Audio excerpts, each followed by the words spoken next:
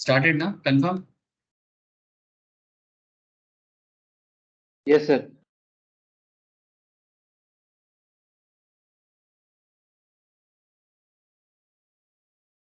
ठीक है।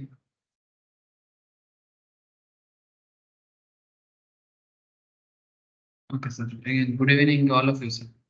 अच्छा देखो, sale of goods act law में चल रहा है ना, सेल ऑफ गुड्स एक्ट चल रहा है। तो सेल ऑफ गुड्स एक्ट में ना हम लोग कुछ इंपॉर्टेंट टॉपिक कवर अप कर चुके हैं। जैसे कि सेल ऑफ गुड्स के बारे में जो इंट्रोडक्शन लेवल डिस्कशन था। फिर हम लोग लास्ट क्लास तो और भी गजब डिस्कशन हुआ था सर। आप लोगों के साथ मैंने कंडीशन वारंटी के बारे में बातचीत किया था। सर आज एक इम्पॉर्टेंट टॉपिक में बात करूंगा। ये बहुत इंपॉर्टेंट है सेल ऑफ गुड्स के पर्सपेक्टिव से। ये जो सेल ऑफ गुड्स एक्ट 1930 है ना, स्क्रीन शेयर है सर, प्लीज मुझे एक बार कंफर्म करो। कंफर्म भी कि प्लीज स्क्रीन शेयर है कि नहीं? Yes sir. Okay yes sir. Sir. देखो, sale of goods act 1930, sale of goods act 1930 ownership transfer के बारे में, डिलीवरी ऑफ गुड्स के बारे में बहुत कुछ कहता है। सर इसको अगर मैं सिंपल तरीके से समझाऊं, ज्यादा लीगल मैटर में अंदर जाने से पहले, ठीक है, ऐसे लॉ बने तो लीगल मैटर में डिस्कशन होगा ही, बट लीगल मैटर में जाने से पहले, ठीक है, आप लोगों को मैं एक प्रैक्टिकल चीज बता दूं फटाफट। तो जैसे डिलीवरी ऑफ गुड्स के बारे में आप लोग बहुत अच्छे से जानते हो। जब हम लोग ऑनलाइन में या घर बैठे बैठे कोई सामान ऑर्डर करते हैं, ठीक है, नॉट जस्ट इन ऑनलाइन, क्योंकि डिलीवरी ऑफ गुड्स B2B मैंने बिजनेस टू बिजनेस में तो काफी पुराना है सर। ऑनलाइन बिजनेस तो हाल फिलहाल में आया है सर। जैसे मानो आप फ्लिपकार्ट में घर बैठे बैठे कुछ ऑर्डर करती है, ठीक है, तो फ्लिपकार्ट वाले आपका प्रोडक्ट आपके घर तक डिलीवरी करेगा, जिसे हम लोग होम डिलीवरी कहते हैं। आजकल तो सर डिलीवरी के चक्कर में कुछ मार्केट में कंपनी रजिस्टर्ड हो गया, इवन सिर्फ डिलीवरी का ही काम करता है। मजाक नहीं कर रहा सर, इनका काम ही है डिलीवरी करना।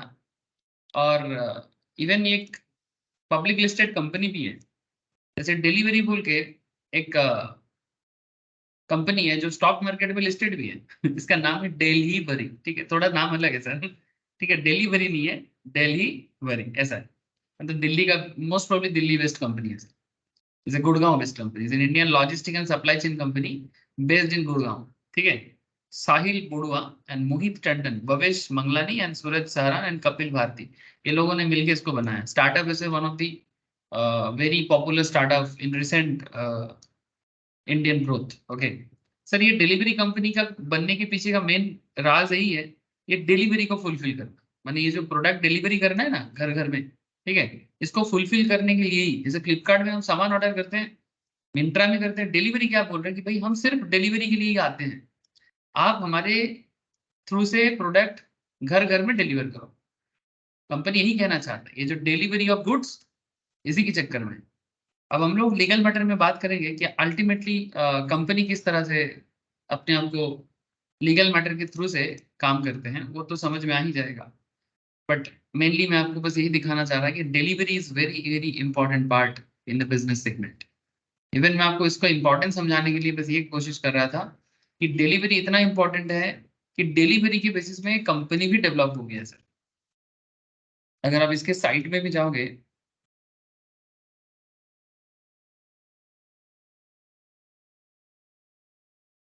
तो आपको पता लगेगा डिलीवरी, ये देखो, प्रोडक्ट को सोर्स से उठाना है और फिर कस्टमर तक पहुंचाना है। पॉइंट भी नोटेड है, सोर्स से प्रोडक्ट को उठाना है और कस्टमर तक पहुंचाना है। इतना आसान काम नहीं है, it's not a very easy task, ठीक है, काफी पापड़ बेलना पड़ता है इस काम को करने के लिए, ठीक है। तो अब हम लोग मेनली बात करेंगे कि सिर्फ डिलीवरी जैसा कंपनी, ऐसा और भी कंपनी है, मैं तो बस एक नाम लिया, ऐसा वेरियस कंपनी है। सेफ एक्सप्रेस, ठीक है, डिलीवरी के ऊपर बेस करके काफी लॉजिस्टिक है, DTDC। हाँ सर, आप लोग और भी इस सब कंपनी के बारे में आप लोग बिल्कुल जानते हो। एक्सप्रेस पार्सल, ठीक है, full track load, cross border data, बहुत सारे काम है। आज के डेट में ये कोई छोटा मोटा काम नहीं है। लोगों का लाखों करोड़ों चीज अमाउंट का, एक बिजनेस का चीज दूसरे बिजनेस के पास, बिजनेस का प्रोडक्ट दूसरे कस्टमर के पास पहुंच रहा है सर। और ये बड़ा लंबा D2C brands, personal courier, B2B कितना सारा अलग अलग सेगमेंट बन गया just on the basis of delivery. I hope you understand sir, इसका इंपॉर्टेंस समझाने के लिए इससे बढ़िया एग्जाम्पल हो नहीं सकता। मतलब जो मैंने रैंडमली दिमाग में मेरे को आया और मैं वही आपके साथ थोड़ा सा शेयर कर रहा हूँ। सर ये तो हो गया डिलीवरी का इंपॉर्टेंस, लेकिन लॉ का क्या कनेक्शन है वही तो मैं बताने का कोशिश कर रहा हूँ। जब हम लोग फ्लिपकार्ट से या ऑनलाइन चैनल से या किसी भी बिजनेस से जब कोई प्रोडक्ट मंगवाते हैं, ठीक है, तो हम लोग क्या चाहते हैं कि वो गुड्स उसके ओनर के पास, जो डिलीवरी रिसीव करेगा एक डिलीवरी करेगा, एक बंदा डिलीवरी रिसीव करेगा, दूसरा बंदा डिलीवरी करेगा। सपोज ये फोन आपको ऑर्डर करना है, तो आप ऑनलाइन में जाते हो और इसको ऑर्डर करते हो, और ऑर्डर करने के बाद आप बैठे बैठे सोचते हो कि कितना जल्दी ये प्रोडक्ट मेरे पास पहुंचेगा।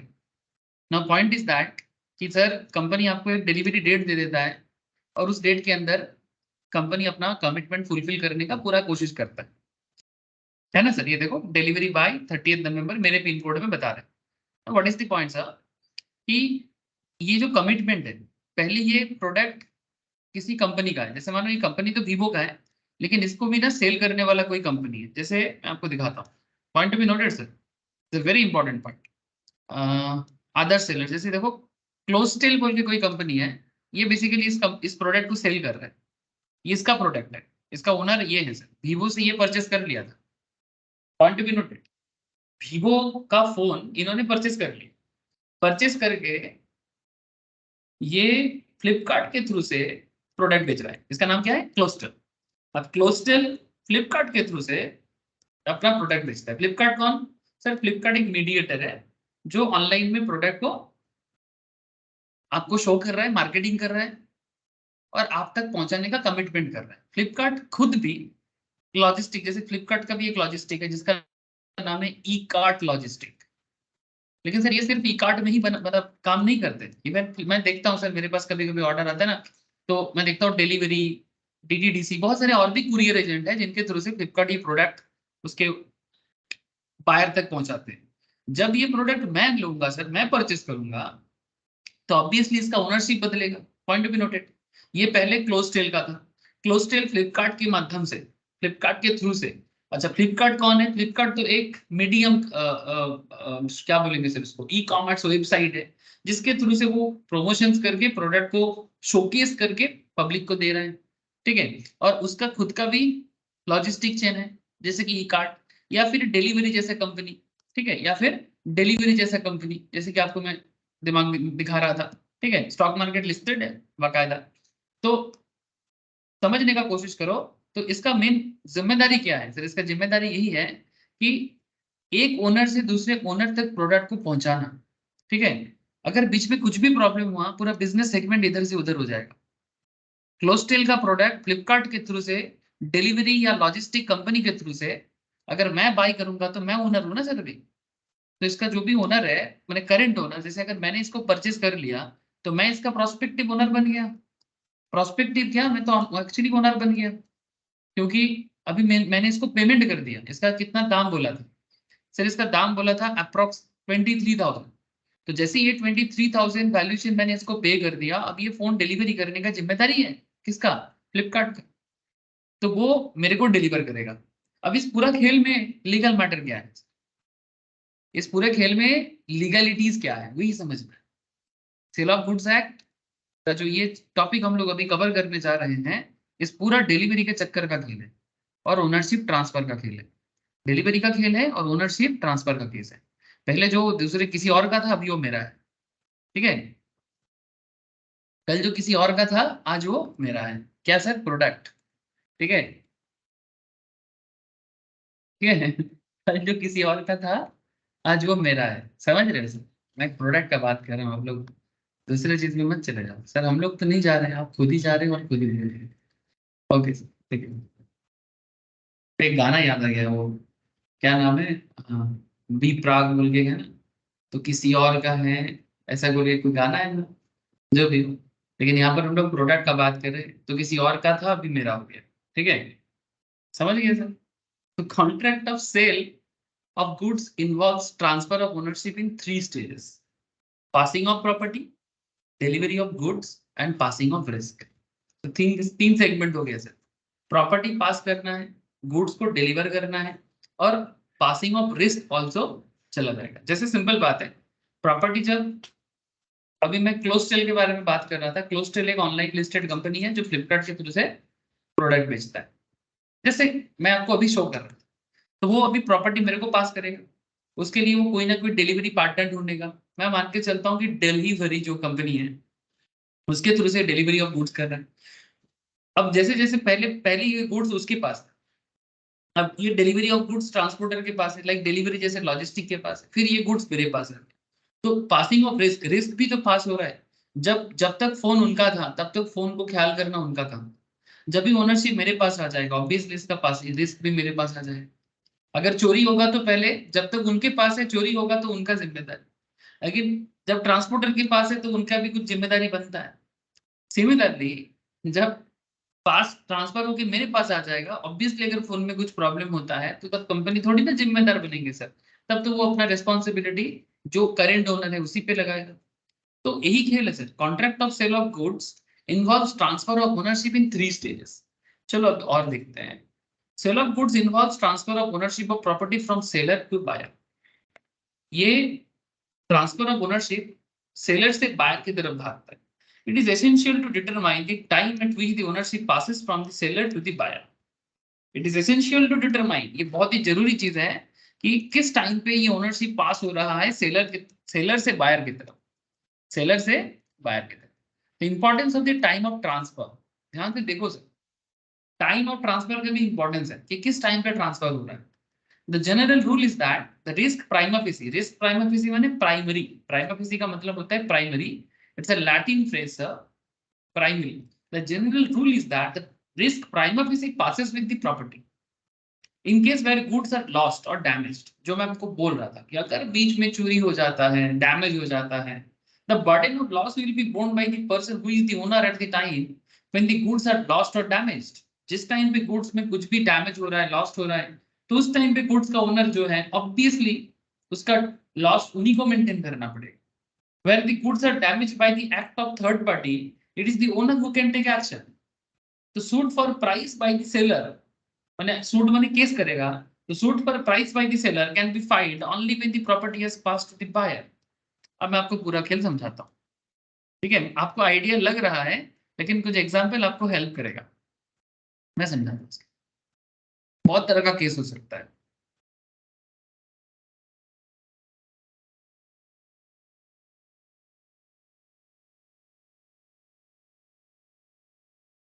एक सेकंड, एक अच्छा एग्जांपल मुझे मिल जाए तो बड़ा अच्छा होता।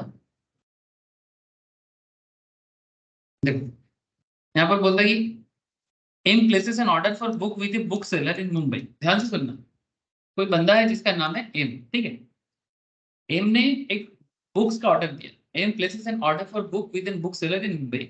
ही ask him to send the book by courier, ठीक है? उसने बोला कि भाई कुरियर के थ्रू से भेजो, एक डीटीडीसी के थ्रू से भेजो, ठीक है? Payment of the book was to be made by cheque. Books का पेमेंट चेक में कर दिया। The seller sends the book by courier, ठीक है? The book is lost in the way, ये रास्ते में चोरी हो गया, ठीक है, या गुम हो गया। The seller wants the buyer to bear the loss. Seller चाहते कि बायर जो है वो लॉस को बियर करे। So according to section 23 subsection 2, it is an unconditional appropriation of goods because of which buyer aim has become the owner of the goods.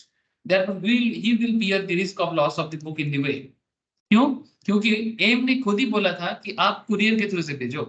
कौन सी courier? ये buyer ने बोल दिया था। तो जिस टाइम पे, ये बहुत ही इंटरेस्टिंग चीज है सर, जिस टाइम पे सेलर अपने तरफ से गुड्स को पास ऑन कर देता है, ठीक है, और बीच में कुछ होता है, तो ये रेस्पॉन्सिबिलिटी बायर को उठाना पड़ेगा, सेलर को नहीं। समझ रहे हो सर? ऐसा और भी चीजें हैं, मैं आपको समझाता हूँ। तो सेक्शन 23 सबसेक्शन 2 क्या बोला?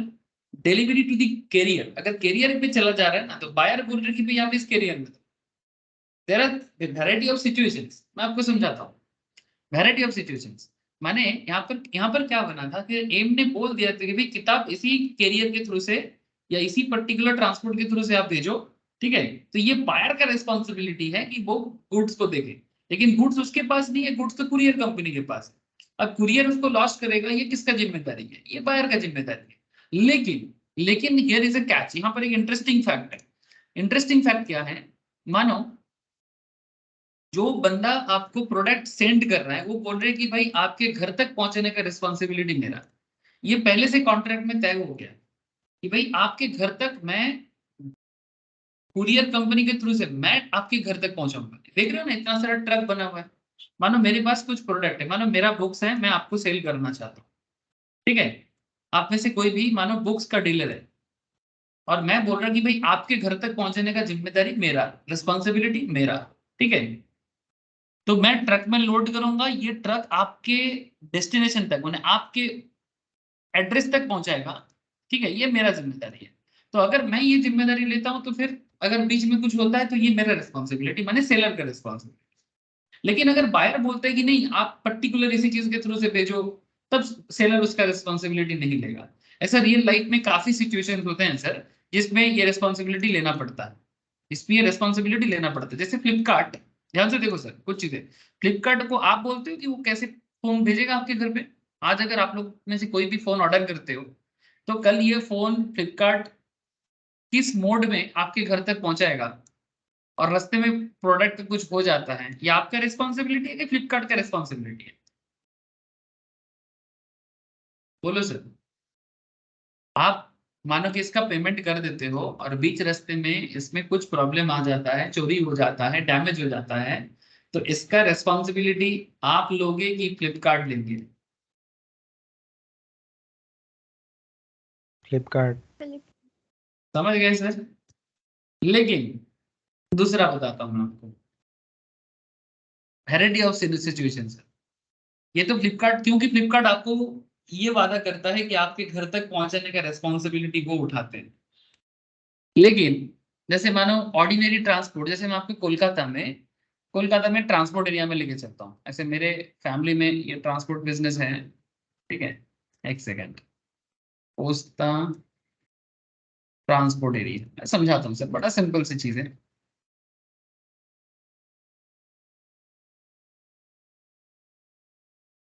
ये कोलकाता का ट्रांसपोर्टिंग एरिया है, ठीक है। यहाँ पर आपको जो भी चीजें लेना है ना, बड़ा बाजार एरिया में पड़ता है, ये सिर्फ ट्रांसपोर्टिंग के लिए बना है।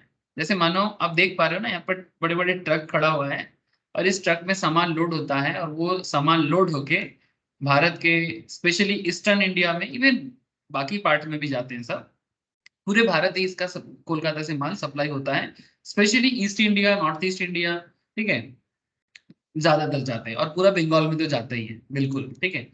तो नाउ क्वेश्चन इज दैट, मानो कि आप लोगों में से किसी का घर मानो सिलीगुड़ी में, ठीक है। तो सिलीगुड़ी से आप ना कोलकाता आते हो, ध्यान से सुनना बात। सिलीगुड़ी से मानो आप कोलकाता आते हो, और कोलकाता आके आप अपना प्रोडक्ट लेने के लिए आप बोलते हो कि भाई हमें प्रोडक्ट परचेस करना है, तो आप ना पहले कहाँ जाओगे? ध्यान से बात को समझना, ये रियल बिजनेस कैसे होता है। अगर आपको आइडिया नहीं है तो बहुत अच्छा है, अगर आइडिया है तो भी बहुत अच्छा है, ठीक है। सर आइडिया रहने से भी कोई दिक्कत नहीं है, एड ऑन हो जाएगा, और आइडिया नहीं रहने से भी कोई दिक्कत नहीं है सर, वो भी काम आ जाएगा। चलो देखो सर, ये एकदम ट्रेडिशनल वे ऑफ ट्रांसपोर्टिंग है, कोलकाता में बड़ा पुराना कॉन्सेप्ट है। देखो सर, ये देख रहे हो सर, एक लेबर अपने सर पे सामान ढो रहा है, ये देखो यहाँ पर एक ट्रॉली वाला, ठीक है, वैन करके प्रोडक्ट लेके जा रहे हैं, ये देखो इतना सारा सामान लेके जा रहे हैं, देख पा रहे सर, है ना। अब क्वेश्चन इज दैट सर, ये किसका सामान है, इसका ओनर कौन है? चलो, जो बंदा सिलीगुड़ी से, सिलीगुड़ी कहाँ है सर? सिलीगुड़ी वेस्ट बंगाल का है, नॉर्थ नॉर्थ में एक बड़ा शहर है सर, ठीक है, दार्जिलिंग डिस्ट्रिक्ट में पड़ता है। तो साउथ बंगाल कोलकाता साउथ बंगाल में है, नॉर्थ बंगाल में सिलीगुड़ी है। अब वेस्ट बंगाल के साउथ में कोलकाता है जो सबसे बड़ा मार्केट है, सिलीगुड़ी नॉर्थ में है, वहां पर मार्केट कम है। तो वो क्या करेगा, वो यहाँ से अपना प्रोडक्ट लेके जाएगा वहां पर। तो सिलीगुड़ी से कोई बंदा कोलकाता आते हैं, सामान का ऑर्डर बड़ा बाजार के किसी दुकानदार को देते हैं, सपोज मानो कि इसके अंदर कपड़ा है, ध्यान से सुनना, इसमें क्या है सर? कपड़ा। अब ये बड़ा बाजार की दुकान से कपड़ा खरीदा, और कपड़ा खरीदने के बाद, ठीक है, ट्रांसपोर्ट में आके बोला कि भाई ये ट्रांसपोर्ट में, वो किसको बोल दिया? बड़ा बाजार में जो शॉप ओनर से, होलसेलर से उन्होंने कपड़ा खरीदा था, उनको बोल दिया कि भाई अमुक ट्रांसपोर्ट में दे देना, फलाना ट्रांसपोर्ट में दे देना, ठीक है। फलाना ट्रांसपोर्ट में आप इसको दे देना। तो वो क्या करेगा, मतलब वो जो दुकानदार है वो अपना आदमी को बोलेगा कि भाई जाओ ये पर्टिकुलर साड़ी वगैरह जो भी है आप ना ये ट्रांसपोर्ट में देके आओ। फिर ट्रांसपोर्ट का अपना बंदा होगा जो उसको लोड कराएगा। जो ट्रांसपोर्ट माने लॉजिस्टिक कंपनी, ठीक है। मानो कि ये गाड़ी सिलीगुड़ी जाता है, ठीक है, मैं जस्ट एक एग्जांपल बना। अब पॉइंट इज दैट ये जो सिलीगुड़ी का बंदा बड़ा बाजार में आके कपड़ा परचेस किया, फिर ट्रांसपोर्ट का नाम दे दिया, ठीक है, कि भाई इस ट्रांसपोर्ट में सामान दे देना, मैं रिसीव कर लूंगा सिलीगुड़ी में। ट्रांसपोर्ट में सामान, ये देखो बंदा ट्रांसपोर्ट में सामान लेके आ रहा है, फिर यहाँ पर ये लोड हो जाएगा। लोड होके ये गाड़ी टन टनाटन टन सिलीगुड़ी पहुंचेगा। रास्ते में ये गाड़ी में मानो लूट मार होता है और ये चोरी हो जाता है, डैमेज हो जाता है। अब मुझे बताओ, बड़ा बाजार में जो होलसेलर है, बड़ा बाजार में जो होलसेलर है जिसने ये सामान ये सिलीगुड़ी वाले को भेजा ट्रांसपोर्ट के थ्रू से, इसका जिम्मेदारी कौन लेगा? ये जो चोरी हुआ बड़ा बाजार के होलसेलर लेगा कि सिलीगुड़ी का ओनर लेगा, दुकानदार जो एक्चुअली जिसका सामान है, कौन उठाएगा?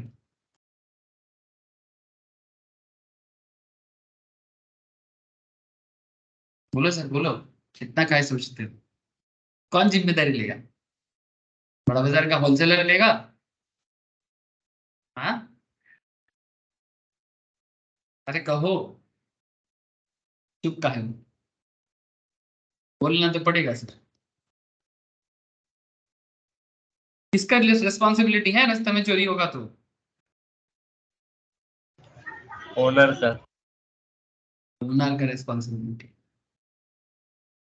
क्योंकि ओनर ने ही तो बोला कि भाई आप इस ट्रांसपोर्ट में सामान दे देना, तो बड़ा बाजार का होलसेलर ने उस ट्रांसपोर्ट में दे दिया। इसमें सिलीगुड़ी का जो दुकानदार है उनका क्या मतलब सॉरी, बड़ा बाजार का जो होलसेलर है वो क्या कर सकता है? वो तो एज पर सिलीगुड़ी के दुकानदार के इंस्ट्रक्शन के बिहाफ में इस पर्टिकुलर ट्रांसपोर्ट में प्रोडक्ट को डाल दिया गया। अच्छा हाँ, अब एक चीज है कि अगर सिलीगुड़ी का जो दुकानदार है वो ट्रांसपोर्टर के साथ डील कर सकता है, इनका अलग कॉन्ट्रैक्ट हो सकता है। सिलीगुड़ी वालों के साथ, सिलीगुड़ी वाले के साथ ट्रांसपोर्टर का डील हो सकता है कि भाई अगर मेरा सामान चोरी होगा कुछ होगा तो इसका रिस्पॉन्सिबिलिटी आपका, वो कर सकता है। इसीलिए कुछ ट्रांसपोर्ट होते हैं जो इंश्योर्ड ट्रांसपोर्ट होते हैं, माने चोरी वगैरह होने का इंश्योरेंस करवाते हैं। कुछ ट्रांसपोर्ट होते हैं ऐसा, सारा ट्रांसपोर्ट ऐसा नहीं होता। ज्यादातर ट्रांसपोर्ट तो बिना इंश्योरेंस का ही रहता है, लेकिन देयर आर सर्टेन ट्रांसपोर्ट जो इंश्योरेंस का भी पैसा लेता है। मानो एक नॉर्मल भाड़ा है यहाँ से सिलीगुड़ी जाने का, से फॉर एग्जाम्पल 500 रुपीज, एग्जाम्पल लेता हूँ, ठीक है। एक बस्ता माल का मानो भाड़ा है 500 टका। अगर वो इंश्योरेंस करके बेचेगा तो इसमें और 100 रुपीज या 200 रुपीज एक्स्ट्रा लग जाएगा। पर प्रोडक्ट पे 200 टका इंश्योरेंस, अगर चोरी होगा तो इंश्योरेंस कंपनी उसका पैसा देगा, ठीक है। तो इसीलिए अगर आपको सेफ्टी सिक्योरिटी चाहिए तो आप इंश्योर्ड ट्रांसपोर्ट में भेजो। अगर आपको सेफ्टी सिक्योरिटी का चिंता नहीं है तो फिर आप नॉर्मल ट्रांसपोर्ट में भेजो। तो इंश्योरेंस इंश्योरेंस लगेगा तो ऑब्वियसली भाड़ा का अमाउंट बढ़ जाएगा। अब ये डिपेंड करता है कि कौन क्या सामान खरीद रहे हैं, उसका क्या मतलब वैल्यूएशन है, क्या मेटेरियलिटी है, सारा खेल डिपेंड करता है। आपको मैं दोनों चेहरा दिखा दिया, ठीक है, कि एक ही चीज के ऊपर डिपेंड करके रियल लाइफ में कभी ओनर का रिस्पॉन्सिबिलिटी आ रहा है तो कभी माने कभी बायर का रिस्पॉन्सिबिलिटी आ रहा है तो कभी सेलर का रिस्पॉन्सिबिलिटी आ रहा है। अब ये सेल ऑफ गुड्स को अच्छे से पढ़ने के बाद आपको ना एक्चुअल में समझ में पूरा आ जाएगा कि कब किसका रिस्पॉन्सिबिलिटी होगा। समझ रहे हो सर? खेला दमदार है सर, अब डिपेंड करता है आप इसको समझना कितना चाहते हो, ठीक है। इसीलिए बोला कि importance of time of transfer. चलो आगे बढ़ते हैं। मैं आशा करता हूँ कि आपको आइडिया लग रहा है कि आप क्या चीज जानने का कोशिश कर रहे हो, ठीक है। देखो सर, चीज का गहराई को समझो, गहराई समझोगे खेल एकदम आपके हाथ में, ठीक है। फिर एग्जाम वगैरह चुटकी में होगा, थोड़ा प्रैक्टिस, रिटन प्रैक्टिस, टेस्ट देना। लेकिन अगर खेल समझ में नहीं आएगा, इंटरेस्ट क्रिएट नहीं होगा, क्या बोले सर, ऊपर से अगर कोई अल्लाह भगवान गॉड सब कोई भी आ जाए ना, किसी का कुछ नहीं कर सकता। मानो तीनों मिलके आ गया, ठीक है। भगवान में भी मानो ब्रह्मा विष्णु महेश आ गया, ठीक है, कोई कुछ नहीं कर सकता।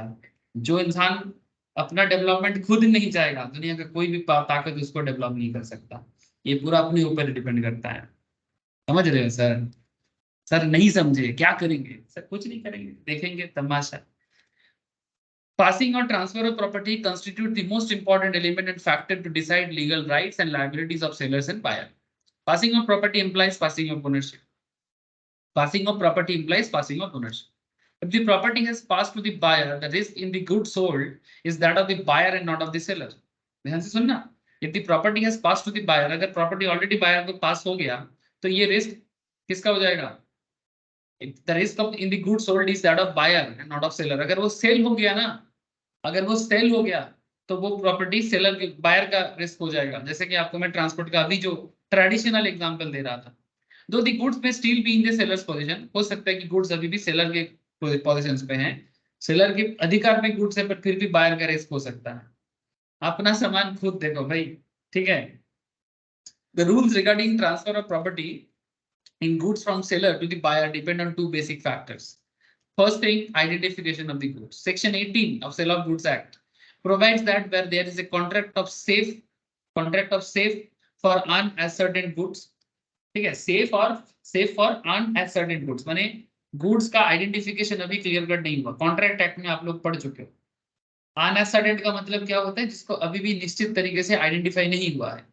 The property in goods cannot pass to the buyer unless and until the goods are ascertained. तो जब तक वो निश्चित तरीके से नहीं समझा जाता कि भाई ये गुड्स वही है, तब तक हम उसको पास नहीं कर सकते। The buyer can get the ownership right on the goods only when the goods are specific and ascertained. ये चीज मान लो आप लोगों को लास्ट दिन समझाया था कि ascertained goods क्या होता है, unascertained goods क्या होता है। तो बायर पे रिस्क तभी आएगा जब वो गुड्स सर्टेन हो जाता है। मानो कि एक पूरा बंच ऑफ गुड्स है, ठीक है, लॉट, बंच ऑफ लॉट है, लेकिन इसमें से सेलर को पता नहीं कि भाई कौन सा प्रोडक्ट ऑलरेडी सेल हो चुका है, ठीक है। सेलर अपने गोडाउन में गुड्स को अलग ही नहीं करके रखा, तो फिर उसके बाद गोडाउन में मानो आग लग गया, ठीक है, तो फिर एक्चुअल में पैसा पेमेंट हो गया लेकिन सेग्रीगेशन नहीं हुआ। माने सेग्रीगेशन नहीं हुआ माने मानो पूरा दुकान गोडाउन में जो लॉट रखा हुआ है, मानो ये गोडाउन है, गोडाउन के अंदर बहुत सारा मानो कॉटन का रोल बना हुआ है, ठीक है, कॉटन रोल, लेकिन उसमें से कौन सा ऑलरेडी सेल है, ठीक है, ऑलरेडी सेल हो चुका है, बिक गया है, वो आइडेंटिफिकेशन नहीं हुआ और गोडाउन में आग लग गया, इसमें सेलर का रेस्पॉन्सिबिलिटी। लेकिन अगर मानो गुड्स ऑलरेडी सेग्रीगेट हो चुका है, बायर ने पेमेंट कर दिया, सेलर ने बोल दिया कि भी अपना सामान आप लेके जाओ, बट बायर लेके नहीं जा रहा और गोडाउन में आग लग गया, अब क्या सेलर रेस्पॉन्सिबल रहेगा? सो ऐसा सिचुएशंस बनता है सर, रियल सिचुएशंस में काफी कॉम्प्लेक्स सिचुएशंस बन सकता है। फिर बायर सेलर पे क्लेम करता है, सेलर बायर पे क्लेम करता है और एक खिचड़ी बनता है, फिर कोर्ट केस, ये केस, कंज्यूमर केस, माथा खराब हालत, ठीक है। ऐसे माथा खराब हालत में सोल्यूशन लेके ये सेल ऑफ गुड्स एक्ट आने का कोशिश करता है, ठीक है। जहां जहां प्रॉब्लम है वहां वहां लॉ है, ठीक है।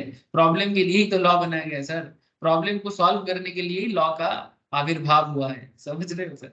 The buyer can get the ownership right on the goods only when the goods are specific and ascertained. Okay, intention of the parties. The property in goods is transferred to the buyer at such time as the parties to the contract intend it to be transferred. Section 19, subsection 1. The property in goods is transferred to the buyer at such time as the parties to the contract intend it to be transferred. Section 19, subsection 1 में बोला है। Intention clear होना चाहिए। Section 19(2) क्या कहते हैं? Further provide that for the purpose of ascertaining the intention of the parties, regard shall be the terms of the contract, conduct of the parties and circumstances of the case. समझाता हूँ, सारा खेल समझ में आ जाएगा आप लोगों का। थोड़ा समय और थोड़ा पेशेंस, इतनी काफी है सर। समय और पेशेंस बहुत इंपॉर्टेंट होता है। The primary rules determining the passing of property from the seller to the buyer are as follows. Passing of property, goods क्या होना चाहिए? स्पेसिफिक, माने सेलर को भी पता है कि वो कौन सा गुड सेल कर रहा है, ascertained, माने एकदम क्लियर कट, भाई यही गुड मैं सेल करूँ। पूरा गोडाउन में अलग अलग लॉट है, पर उस लॉट को उस पे से फाइंड आउट कर लो भाई कौन सा गुड सेल कर रहा है।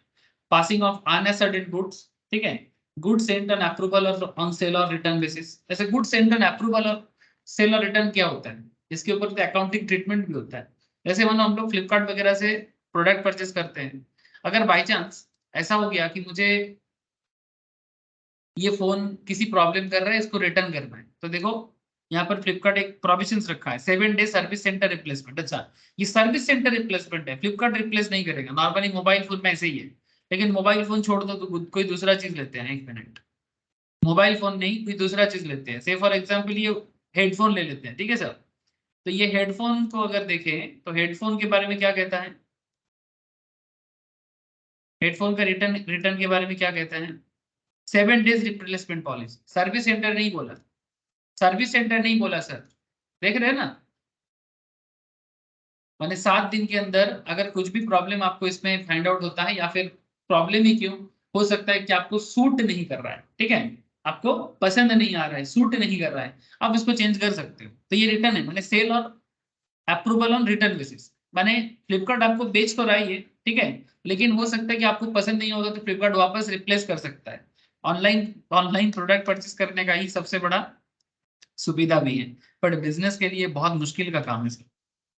कंपनी बोल तो देता है रिटर्न बेसिस, लेकिन ये रिटर्न का चक्कर में कंपनी को कॉस्ट काफी बेयर करना पड़ता है। क्योंकि एक बार डिलीवरी बॉय से बोलता है कि भाई जाओ प्रोडक्ट दे के आओ, तो डिलीवरी बॉय प्रोडक्ट देने आएगा, ठीक है, प्रोडक्ट डिलीवर करेगा, उसके लिए एक खर्चा लेता है डिलीवरी का, मानो 50 टका लिया, फिर रिटर्न डिलीवरी का, ठीक है, जब रिटर्न करेगा तब उसमें 50 टका लिया, तो कंपनी को एक प्रोडक्ट बेचने में 100 टका लग गया ना। हो सकता है कि वो प्रोडक्ट बेच के कंपनी को 200 टका प्रॉफिट होता है, लेकिन 100 रुपीज तो डिलीवरी में चला गया। और ऐसा अगर बार बार होता रहे तो फिर कंपनी का मुश्किल भी क्रिएट होता है। तो ऑनलाइन बिजनेस का सुविधा भी है, असुविधा भी है, ठीक है सर, वो अलग बात है, अलग अलग डिस्कशन हो गया, लेकिन जस्ट मैं समझाने के लिए बोल रहा हूँ। इसीलिए ये जो बात है ना, गुड सेंट ऑन अप्रूवल और ऑन सेल और रिटर्न, ठीक है, तो ये भी प्रॉपर्टी पास हो रहा है। अच्छा, transfer of property in case of reservation of right to disposal, कि अल्टीमेटली गुड्स डिस्पोज करने का राइट किसके जाता है। अब इसको आगे आगे देखते हैं सर।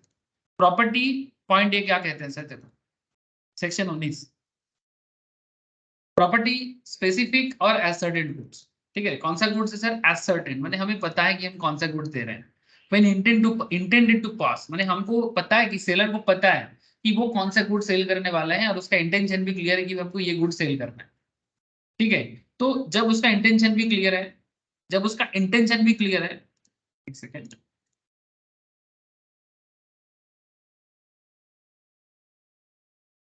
सेलर का इंटेंशन भी क्लियर है सर, और वो स्पेसिफाई भी कर लिया, तो सेक्शन 19 कहते हैं कि where there is a contract for sale of specific और ascertained goods, the property in them is transferred to the buyer at such time as the parties to the contract intended to be transferred.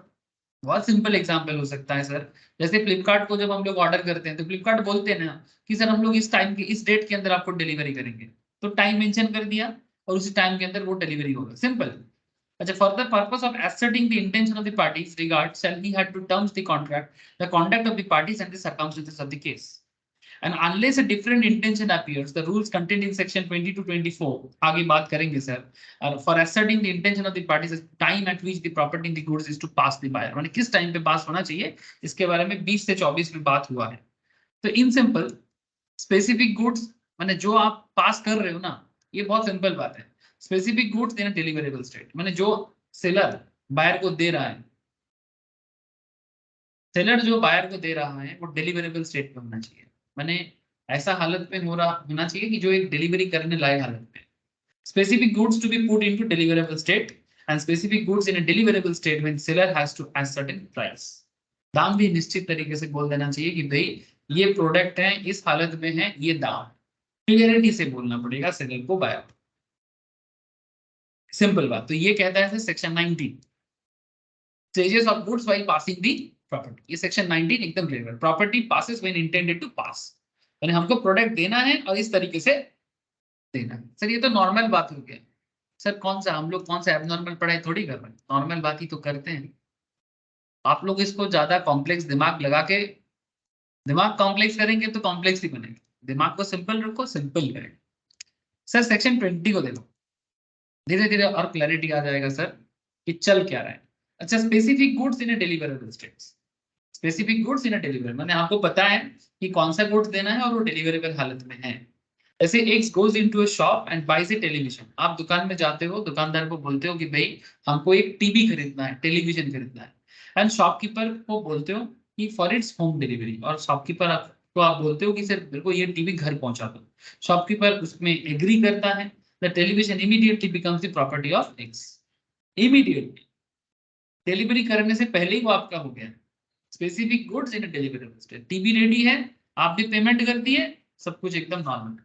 तो where there is the unconditional contract for the sale of specific goods in deliverable state, the property in the goods passes to the buyer when the contract is made, and it is immaterial whether the time of payment of the price or the time of delivery of the goods. यानी यहाँ पर payment किया कि नहीं किया doesn't matter, delivery हुआ कि नहीं हुआ डजेंट मैटर, दोनों पोस्टपोन कर सकते हैं, पेमेंट भी बाद में डिलीवरी भी बाद में, लेकिन सेल हो चुका है। जिसका प्रोडक्ट है वो अपने सेल बुक में सेल जनरेट कर दिया, पेमेंट बाकी है ठीक है कोई दिक्कत नहीं है, डिलीवरी बाकी है ठीक है कोई दिक्कत नहीं, simple specific goods in a deliverable state. बात हो गया ना सर, बात हो गया ना, आप समझ रहे हो ना बात, कि हम टीवी दुकान में जाके बोल दिए कि भाई ये टीवी हमको मेरे घर पे पहुंचा दो मुझे लेना है, और आपके नाम पे इनवॉइस जनरेट हो गया, आपके नाम पे इनवॉइस जनरेट हो गया। आप कौन, आप बायर, बायर के नाम पे इनवॉइस जनरेट हो गया, ठीक है, in the buyer's name there is a sale bill, seller ने सेल बिल जनरेट कर दिया, पेमेंट भी बाकी है, हो सकता है पेमेंट कर भी सकते हो ना भी कर सकते हो, डिलीवरी हो भी सकता है ना भी हो सकता है, पर ये जेन्युइन ओनरशिप ट्रांसफर हो गया इमीडिएटली। अब कोई बोलेगा सर पैसा ही तो नहीं दिया, सर क्या फर्क पड़ता है, क्या फर्क पड़ता है पैसा नहीं दिया, क्या फर्क पड़ता है कि आप कंपनी ने आपके घर पे प्रोडक्ट डिलीवरी नहीं किया, फिर भी प्रोडक्ट आपका, समझ रहे हो सर कुछ बात ठीक है, ऐसे शायद आप लोग नहीं सोचते हो, लेकिन अभी से सोचना, ठीक है। जैसे मानो आप रिलायंस डिजिटल स्टोर में जाते हो, ठीक है, कोलकाता में आजकल रिलायंस यही सब इन्वेस्टमेंट कर रहा है, सब बड़े बड़े मॉल बना रहे हैं जहाँ पर यही सब लोग बेच रहे हैं सब। तो आप रिलायंस डिजिटल के मॉल में जाते हो, और मॉल में जाके मानो आपको कोई टीवी पसंद आ गया या फिर कोई मोबाइल पसंद आ गया, अब आप दुकानदार को बोलते हो कि भाई ये मेरे घर पे डिलीवरी कर दो, पैसे डिलीवरी नहीं करेगा, आपके नाम पे पहले सेल बिल जनरेट करेगा, ठीक है।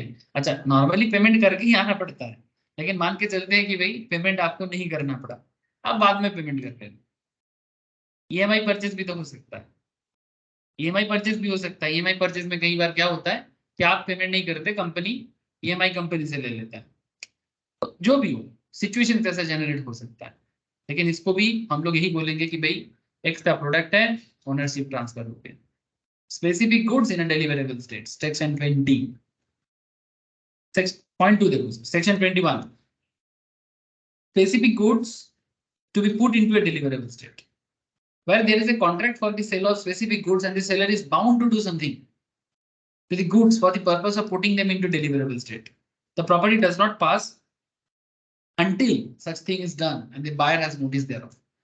सर कहना क्या चाहते हो, कहना और क्या चाहेंगे सर, सेक्शन 21 जो कहना चाहते हैं मैं भी आपको वही कहना चाहता हूँ, मैंने इसको ना आप डिलीवरेबल स्टेट में पुट करना चाहते हो। Peter buys a laptop from an electronic store and ask for a home delivery, want to be noted, आपने एक लैपटॉप परचेस किया रिलायंस डिजिटल में जाके, और होम डिलीवरी के लिए शॉपिंग मॉल वाले को बोल दिया, मैंने कंपनी को, शोरूम वाले को, the shopkeeper agrees to it, however laptop does not have a Windows operating system, laptop के अंदर ओएस अभी भी भरा नहीं है, ठीक है, इंस्टॉल नहीं हुआ अभी भी, shopkeeper promises to install it and call Peter before making the delivery, product आपका हो गया पर अभी भी वो डिलीवरेबल स्टेट पे नहीं है।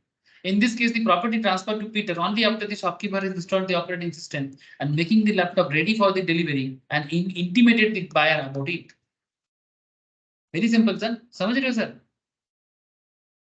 जब तक ऑपरेटिंग सिस्टम उसके अंदर नहीं रहेगा, क्योंकि नॉर्मली लैपटॉप तो शोरूम में जैसे रहता है ना, ये तो बस एक शोकेस की तरह रहता है, कभी कभी इसमें कुछ नहीं रहता है, बस आप देखते हो, तो आपको पसंद आया, आप बोला कि मुझे यही वाला प्रोडक्ट चाहिए, आप उसको चूज कर लिया, अब दुकानदार आपको बोलता है कि ठीक है भाई इसमें वेस्ट वगैरह डालेंगे फिर आपको फोन करेंगे, तो जब तक ये वेस्ट नहीं डालेंगे ना तब तक ये डिलीवरेबल स्टेट में नहीं होगा, क्योंकि बिना ऑपरेटिंग सिस्टम का लैपटॉप का क्या करोगे सर, हाँ बिना ऑपरेटिंग सिस्टम का लैपटॉप का क्या करोगे, कुछ नहीं कर पाओगे। हाँ कोई बोलेगा सर हमको रिसर्च करना है, हार्डवेयर का काम सीखना है, सर वो अलग बात हो गया, बट मेन मुद्दा समझ गया हम, ठीक है।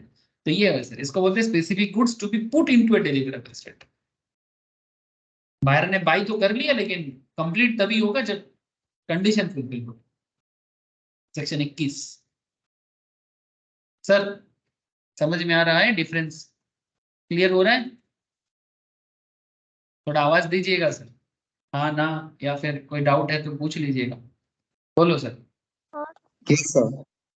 Yes. Specific goods in a deliverable state, when the seller has to do anything they do in order to ask certain price, is sold carpets to the company which you are required to be laid. अच्छा, carpet खरीदने जाते हो, carpet मानो आपको कहीं carpet shop में जाते हो तो कारपेट दुकान में जाके क्या कारपेट पसंद कर लिया और हो गया? कुछ प्रोडक्ट ऐसे होते हैं जब तक इंस्टॉल ना होना उसका कोई मतलब नहीं है। हाँ सर, जब तक इंस्टॉल ना हो उसका क्या मतलब है, आप बोलो। मानो आप कारपेट दुकान में जाते हो और अपना पसंद का कारपेट पसंद करते हो। अब मानो कि आपको इसमें से कोई भी एक कारपेट बड़ा पसंद आ गया, ठीक है, तो आप उसको सिलेक्ट करके आते हो, बड़ा ही बढ़िया है। लेकिन ये कारपेट जब तक आपके घर पे आके ये लोग पेस्टिंग करके नहीं जाते, आप बोलो तब तक इस कारपेट का क्या कंप्लीशन हुआ? कुछ नहीं हुआ। बेसिकली वही बात कर रहा है, क्योंकि कारपेट पसंद होने से नहीं होगा, उसका इंस्टॉलेशन का जरूरत है। तो वही बात आपको कर रहा है कि ये sold carpets to the company which are required to be laid, ठीक है, ये sold carpets to the company which are required to laid, मैंने उसको लगाना पड़ेगा नीचे। The carpet was delivered to the company's premises but was stolen before it could be laid. Carpet delivery तो कर दिया था कंपनी के ऑफिस में, बट उसको अभी तक जो लेट करना था वो नहीं हुआ। It was held that the carpet was not in deliverable state, and as it was not laid, which was part of the contract, and hence the property had not passed to the buyer company.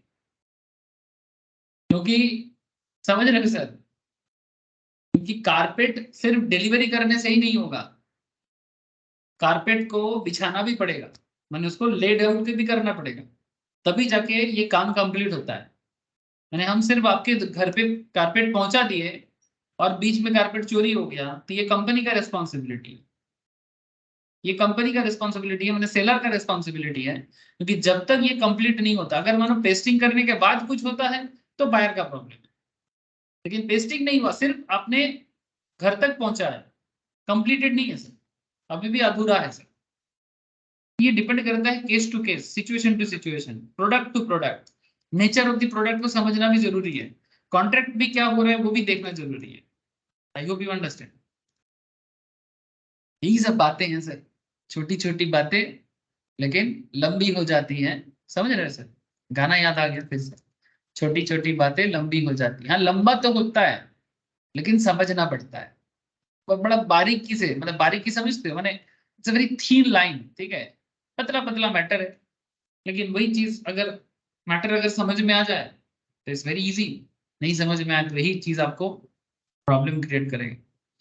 मैं ऐसा करूंगा कि problem का कोई जगह ही नहीं हो, बस अंडरस्टैंडिंग क्लैरिटी रखो अपना। इसीलिए मैं बोलता हूँ कि मतलब थोड़ा क्या बोलते हैं उसको, मैंने थोड़ा खुले आसमान में थोड़ा सा सांस लो, दुनिया देखो, रास्ते में निकलो, कॉमन सेंस जनरेट करो। सारा दिन किताब पढ़ने से भी नहीं होता, कॉमन सेंस जनरेट करना भी चाहिए सब।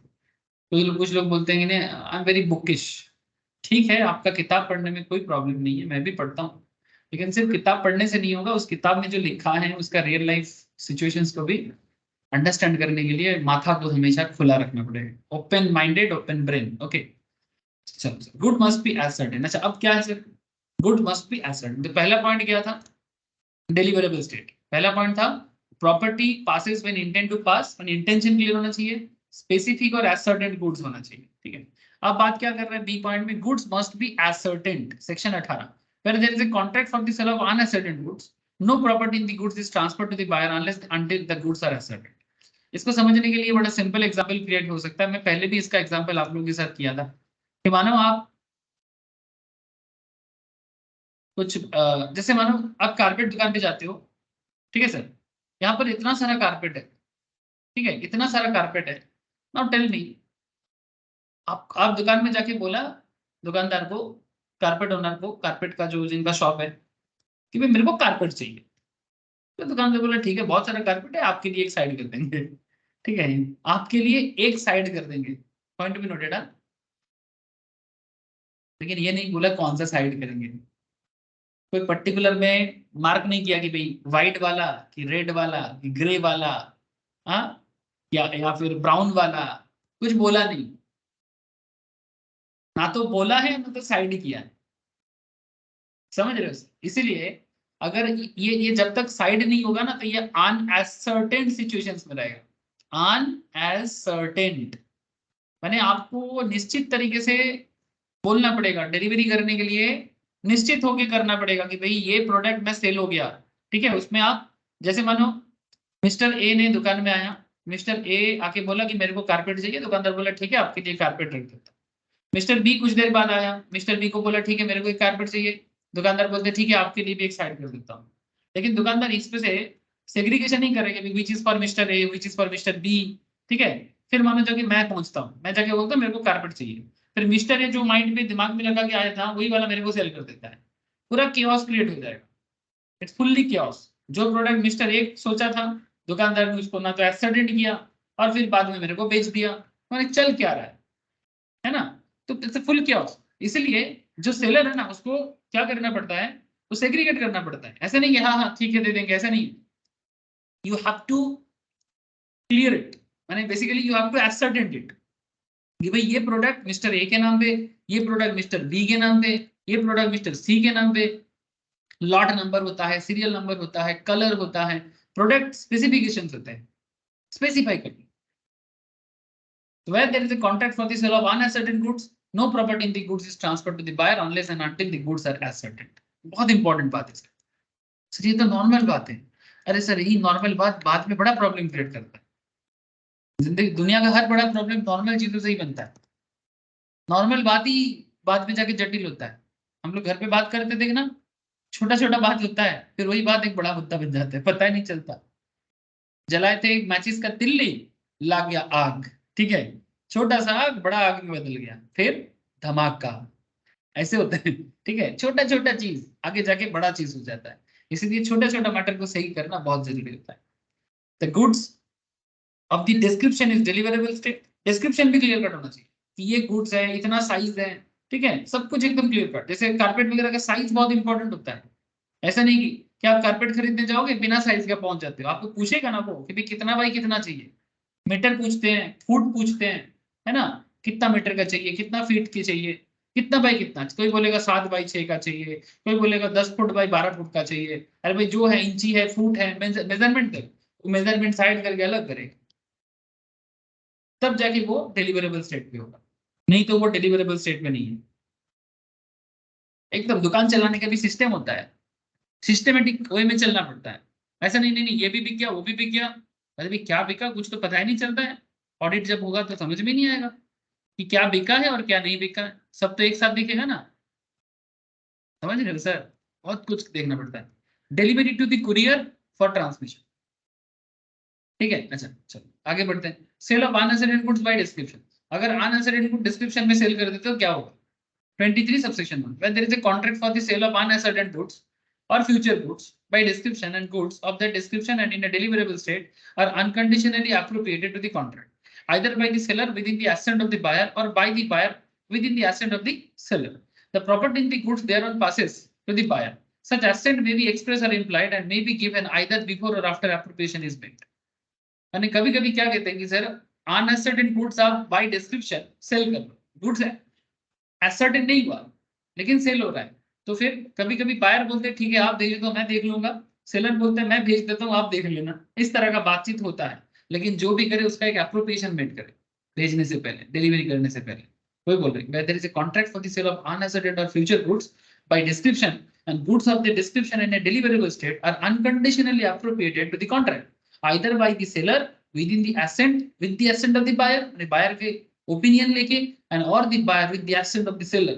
The property in the goods thereupon passes to the buyer. अगर मैंने बेसिकली सिंपल बात है सर, जब मियां बीवी राजी तो क्या करेगा काजी, सिंपल है। तो बायर सेलर में राजी है तो फिर इसमें कोई दिक्कत नहीं है, उस टाइम पे unascertain goods by description sale हो सकता है। 23 सबसेक्शन 1 कहते हैं। एक ही बात का कितना सारा बात आ रहा है। Delivery to the carrier, carrier माने ट्रांसपोर्टर, ठीक है। कैरियर माने ट्रांसपोर्टर, कुरियर जो भी बोलो आप, ट्रांसपोर्टिंग एजेंसी, लॉजिस्टिक, ठीक है। कैरियर गाड़ी में जाते हैं और गाड़ी को कैरियर बोलते हैं। छोटा हाथी हो या बड़ा हाथी, छोटा हाथी मैंने वो टाटा एस को छोटा हाथी बोलता है। पिकअप वैन या बड़ा बड़ा ट्रक, 4 चक्का, चार नहीं 4 तो छोटा हो गया, जैसे मानो 6 चक्का, 12 चक्का, 14 चक्का, ऐसा बोलते हैं ना, बड़े बड़े ट्रक। तो where in pursuance of the contract the seller deliver the goods to the buyer or to a carrier or the other bailee. Bailee माने आप लोगों को मैं लास्ट दिन समझाया था contract act. Sale of goods नहीं बताता, बिली माने जो आपका गुड्स का जिम्मे रिस्पॉन्सिबिलिटी ले रहा है, जिम्मेदारी ले रहा है। जिम्मेदारी समझते हो? दायित्व, ठीक है, बंगाली में बोलते हैं दायित्व। जब गुड्स ट्रांसपोर्टर को देंगे ना तो ट्रांसपोर्टर का दायित्व है। दायित्व समझते हो? हाँ, दायित्व भी बोलते हैं हिंदी में, ठीक है। दायित्व, दायित्व मैंने क्या है सर, कि अगर मैं ट्रांसपोर्टर को सामान दे रहा हूं तो ट्रांसपोर्टर का रिस्पॉन्सिबिलिटी है कि वो सेलर तक, बायर तक उसको पहुंचा दे, ठीक है। So when in person of the contract the seller deliver the goods to the buyer or to the carrier or other billing whether named by the buyer or not for the purpose of transmission to the buyer and does not reserve the right of disposal, मैंने वो cell नहीं कर सकता, he is deemed to have unconditionally appropriated the goods in the contract। चलो मैं बताता हूँ, आपको एग्जांपल देखोगे क्लैरिटी एकदम चकाचक हो जाएगा। सुनो सुनो सुनो, ये bill of lading. Sir bill of lading, अरे सर ये रेलवे में होता है, एरोप्लेन में होता है लैडिंग, बिल ऑफ लैडिंग जिसके पास होगा वो जाके रिसीव कर सकता है। बिल ऑफ लैडिंग और railway person of railway person is made out in the name of the buyer and is saying to him the ownership in the goods passes from the seller to the buyer. In the case the goods are subject to accidental loss or by theft, the seller will not be liable. India का सबसे बड़ा transporting system, one of the biggest transporting system है railway. Bharat के एक कोने से दूसरे कोने में ट्रांसपोर्ट के थ्रू से, रेल के थ्रू से कितना प्रोडक्ट इधर उधर। हमारा कोई है कश्मीर में, कोई है कन्याकुमारी में, तो जम्मू में प्रोडक्ट लेके केरला पहुंचा रहा है, ठीक है। तो कन्याकुमारी से केरला इतना बड़ा लंबा डिस्टेंस आएगा, ट्रेन के थ्रू से आएगा, तो कौन रिसीव करेगा, कौन परचेज कर रहा है, जिसके लिए बिल ऑफ लैडिंग यूज होता है। बिल ऑफ लैडिंग बेसिकली जैसे रिसिप्ट, उसमें ये लिखा रहता है इस प्रोडक्ट को रिसीव करने का, मैंने बायर का नाम लिखा रहता है, बिल ऑफ लैडिंग। आप लोग क्लास 11-12 में बिजनेस स्टडीज में पढ़ा जाता है। तो क्या बोलते हैं गूगल, क्या बोलता है बिल ऑफ लैडिंग के बारे में? Bill of lading is a legal document issued by a carrier transportation company to a shipper, ठीक है, जो शिप कर रहा है। The details the type, quantity and destination of the goods being carried. A bill of lading also serves as shipment receipt when the carrier deliver the goods at a predetermined destinations. किसके पास जा रहा है और जो भी उसको लेने आएगा वो बिल ऑफ लैडिंग का रिसिप्ट पेपर लेके आएगा, ठीक है। और वो चालान होते हैं सर एक तरह का, इस तरह का देखने में होते हैं, ठीक है। और ये चालान लेके आओगे और प्रोडक्ट रिसीव करने के लिए रेडी हो जाओगे। It's simple bill of lading और बीओएल बोलते हैं। Now what is the point? Sir point क्या है? सर पॉइंट कुछ भी तो नहीं है। पॉइंट इतना है कि रेल के थ्रू से, मैंने मानो कि मुंबई से कोलकाता रेल के थ्रू से प्रोडक्ट आ रहा है। अब मुंबई में सेलर जो है वो मुंबई में प्रोडक्ट को ट्रेन में चढ़ा दिए और रेलवे के थ्रू से बिल ऑफ लैडिंग जनरेट कर दिया। अब सेलर ने जैसे ट्रेन में चढ़ा दिया ना sir bill of lading generate करके, अब आगे का रिस्पॉन्सिबिलिटी बायर का है जो कोलकाता में बैठा हुआ है। इसीलिए बोला था seller will not be liable अगर बीच में कुछ भी होता है, क्योंकि ये गुड्स सेलर ने तो दे दिया, उसका काम खत्म। अब बाकी तो रिस्क, जिंदगी रिस्क नहीं चलता है सर, फिर भी हम लोग डरते हैं। कोई बोलेगा घर में ही रहो, बाहर बहुत रिस्क है। अरे लोग घर में भी बैठे बैठे जिंदगी खो बैठते हैं, है ना सर। कोई बोलेगा रास्ते में एक्सीडेंट हो रहा है, घर से बाहर नहीं निकलेंगे, क्योंकि घर में कभी कभी ऐसा होता है, कुछ बुरा चीज होता है तो हमें लगता है बार बार अगर हो जाए तो ऐसा। मैं बोल रहा हूँ कि मेरे फैमिली में भी ऐसी चीजें होते हैं। लेकिन सर मैं कभी कभी सोचता हूँ कि भाई जो कुछ होगा, रिस्क अगर कुछ होगा, चाहे जिंदगी के ऊपर आए चाहे प्रोडक्ट के ऊपर आए, जब होगा तो बोल के नहीं होगा, जब होगा वो हो जाएगा। जिंदगी का ये जो सिस्टम है ना, ये किसी के हाथ में नहीं है। इसलिए जिंदगी के रिस्क में ही चलते हैं। प्रोडक्ट चोरी होगा, लॉस्ट होगा, ये सोच के अगर कोई बंदा बोलेगा मुझे बिजनेस ही नहीं करना है, ठीक है। जैसे मेरे पास लोग स्टॉक मार्केट पढ़ने आते हैं ना, तो स्टॉक मार्केट के पढ़ने के लिए जब बात करने आते हैं, ज्यादातर लोग आए बड़ा गजब का सवाल होता है कि स्टॉक मार्केट में पढ़ना चाहते हैं, सीखना चाहते हैं, पहले ना प्रॉफिट के बारे में बात नहीं करें कि सर प्रॉफिट कितना होगा, कैसे प्रॉफिट करेंगे। ये लोग कम ही पूछते हैं। ज्यादातर लोग पूछते हैं सर लॉस हो जाए तो क्या होगा। अरे भाई लॉस के बारे में सोचोगे तो प्रॉफिट कब करोगे? I don't understand sir. सोच बड़ा चीज है सर, मैंने बड़ा इंटरेस्टिंग चीज है। एग्जाम देने आएंगे पहले ही फेल, सर अगर सीए करेंगे फेल हो जाए तो? अरे भाई फेल करने के लिए सीए करने आए हो क्या? सोच बहुत इंपॉर्टेंट है सर। मैं आपको बोल रहा ना, जो बंदा अपना हेल्प नहीं कर सकता उसका हेल्प कोई नहीं कर सकता, लिख के रखो। अगर तुम खुद अपना हेल्प नहीं करोगे, अपने आप को पुश नहीं करोगे, दुनिया का कोई भी ताकत आपको पुश नहीं कर सकता। चाहे मैं कुछ अच्छा मोटिवेशनल बात कर दूं, यूट्यूब में मेरे से भी बड़ा बड़ा मोटिवेशनल स्पीकर है सर, उनको सुन लो सारा दिन कान में लगा के। संदीप सर को सुन लो, महेश्वरी सर को, ठीक है। बहुत सारे लोग हैं जो मोटिवेशनल स्पीच देते हैं, स्पिरिचुअल गुरुज को सुन लो, बहुत लोग बोलते हैं। बट मैं आपको लिख के देता हूँ, आप दुनिया का सुन लो, और अगर खुद का नहीं सुन रहे हो ना तो कोई आपका नहीं सुनेगा। सर लिख लो सर, ये मेरा वर्ड्स लिखिए, गोल्डन लाइंस पे। मोटिवेशनल स्पीकिंग सुनने में कोई प्रॉब्लम नहीं है, I am not against that. But मैं बार बार आपको बोल रहा हूँ कि आप खुद को पुश करो, आपके ऊपर ही सब कुछ है। सर कैसे करें? सर उसका तरीका है, कभी बताऊंगा, ऑफलाइन में आओ बताएंगे सर कि खुद को कैसे पुश किया जाता है। ठीक है, पढ़ाई तो सर सबको ही कर रहा है, लेकिन फिर भी बाइफरकेशन क्यों? लाखों बच्चे सीए करते हैं, सीए में करते हैं, सब पास क्यों नहीं करते? कुछ लोग फेल क्यों हो जाते हैं? अच्छा, कुछ लोग पास करने के बाद भी जिंदगी में आगे कुछ बढ़ नहीं पाते, कुछ फेलियर लोग आगे जाके करोड़पति बन जाते हैं, ऐसा क्यों? सर खेल है, ये खेल समझना पड़ता है। चलो कोई बात नहीं सर। अच्छा, ये वाला मैं पहले ही बोल दिया था कि किस तरह से सेलर लायबल नहीं है, इसका एग्जाम्पल मैं आपको पहले ही दे दिया था। Very good sir. ओ सर बोलो सर, आप लोग थोड़ा समझ में आ रहा है आप लोगों को? Yes, sir. चलो sir. Sir section 23, analysis of section 23, क्या और एनालिसिस दे ऑलरेडी दे दिए सर, फिर भी 24 एनालिसिस दे दिया, और आप लोग एक बार प्लीज गो थ्रू कर लेना। अच्छा 24, section 24, good Saint on approval और सेल ऑन रिटर्न बेसिस। मैं आपको स्टार्टिंग में बोल रहा था ना, फ्लिपकार्ट आजकल तो मिंत्रा गजब किए हैं। तो जब एक बिजनेस पैटर्न बना है, देखोगे? चलो मैं मिंत्रा मिंत्रा मिंत्रा मिंत्रा मिंत्रा का एक बड़ा अच्छा सा चीज बना है, मिंत्रा मैंने संगे संग रिटर्न होगा, उसको क्या बोलते हैं? मिंत्रा, अरे मैं थोड़ा सा ना भूल रहा हूँ मैंने। सपोज आप कुछ प्रोडक्ट ऑर्डर करते हो मिंत्रा से, मतलब सेम टाइम पे यूज करने के बाद आप संगे संग ना प्रोडक्ट को अगर पसंद नहीं आता है ना, डिलीवरी पार्टनर आपके लिए वेट करेगा। ठीक है, डिलीवरी पार्टनर आपके लिए वेट करेगा, और फिर आप उसको ऑन द स्पॉट उसको आप रिटर्न कर सकते हो। देख रहा हूँ, ट्राई एंड बाई, हाँ very good sir, try and by. Try and by मैंने, नहीं सर ट्राई एंड बाई तो अलग हो गया, वो तो एक सॉफ्टवेयर के थ्रू से दिखा सकते हैं। ऑन डिलीवरी मेन्यू नहीं, not this one, delivery options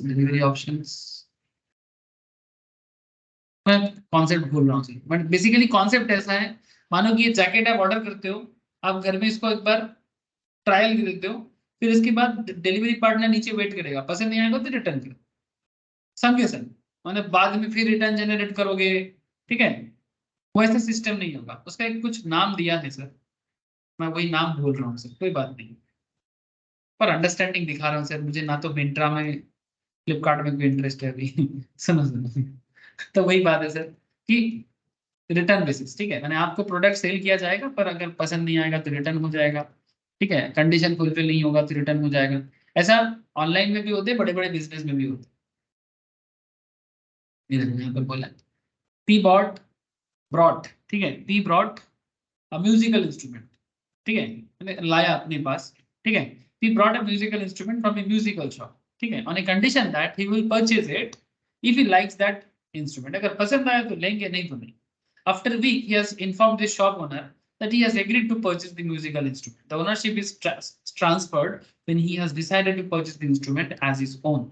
Okay, जब वो जाके बोलेगा कि yes I am ready to purchase, तब जाके ये ओनरशिप ट्रांसफर होगा। A buyer under contract on the basis of sale or return is deemed to have exercised his options when he does any act exercising dominations over the goods, showing an unequivocal intention to buy. Example, if he placed the goods with a third party, ठीक है, मैंने वो goods को किसी और को दे दिया था, failure or inability to return the goods to the seller does not necessarily imply selection to buy. मैंने कहना ये चाहता है कि मानो वो गुड्स को कुछ दिन के लिए यूज करने के लिया और फिर किसी और को दे दिया और फिर उसको रिटर्न नहीं कर पाया, तो ये उसका बाय नहीं हुआ, ठीक है। लेकिन फिर भी कहना इतना चाहते हैं कि जब तक बायर अपना इंटेंशन क्लियर नहीं करता सेलर को कि भाई मुझे ये गुड्स पसंद है, क्योंकि ये डेमो कॉन्सेप्ट में चल रहा था, दुकानदार भी राजी है सर कि ठीक है आप लेके जाओ, पसंद आया 2 दिन यूज करो, पसंद आया तो ले लो, नहीं पसंद आया तो छोड़ दो, ठीक है। जैसे एक कंपनी है आजकल बड़ा ऐड दे रहा है सर, स्लीप ऑयल बोल के कंपनी है,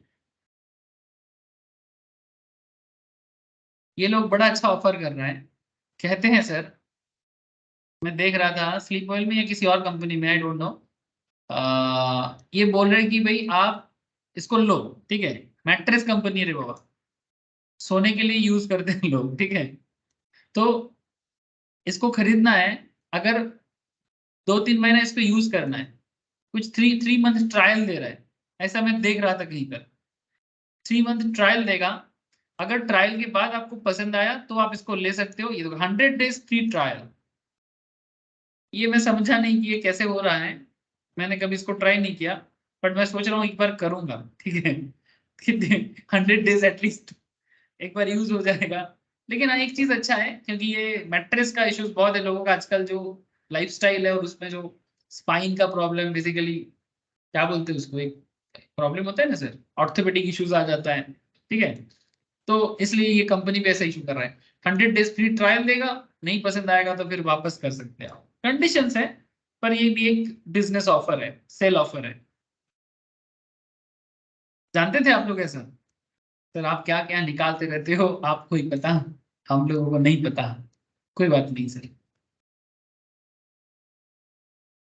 मैंने 100 डेज बाद आप रिटर्न कर सकते हो, पसंद नहीं आया तो, उन्हें with in 100 days delivered some jewellery to be on sale और return basis, B place the jewellery with C, उसने क्या किया, सी के पास उसको प्लेस कर दिया, it was held that ownership of the jewellery has been transferred to B, as he had adapted the transactions by pledging the jewelry with C. In this case, A has no right against C.